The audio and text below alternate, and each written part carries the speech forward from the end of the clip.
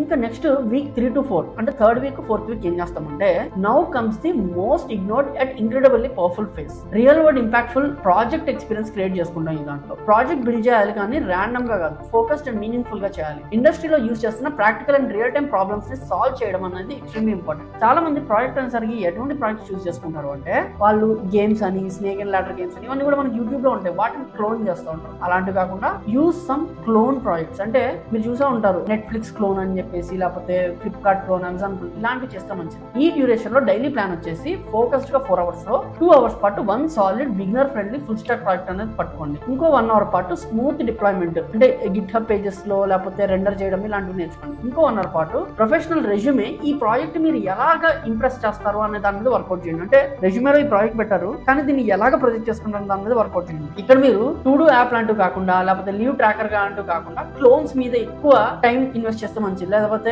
Booking systems అని, railway booking systems అని, SBI banking projects అని, ఇవన్నీ కొంచెం పెద్దగా ఉంటాయి అనమాట కంపారిటివ్లీ. అంతేగాని టు డూ యాప్స్ ఇలాంటివి కొంచెం ఈజీ అయిపోతే అలాంటివి అయితే వద్దు. End of the fourth week వచ్చేసరికి మీ రెజ్యూమే అనేది ఇండస్ట్రీ రెడీగా ఉండాలి and at least 2 well deployed projects అనేవి అందులో ఉండేలా చూసుకోండి. ఇక్కడ దాకా మీరు స్పెండ్ చేసిన టైం ఏంటి అంటే 4 weeks, 4 7 28 days into 4 hours అనమాట. చాలా ఎక్కువ టైం మీరు స్పెండ్ చేస్తున్నట్లే. ఈ గ్యాప్ లో అంటే 1 month అయింది, 1 month 4 hours పాటు మీరు స్పెండ్ చేస్తారు. So you got good awareness అనుకోవచ్చు.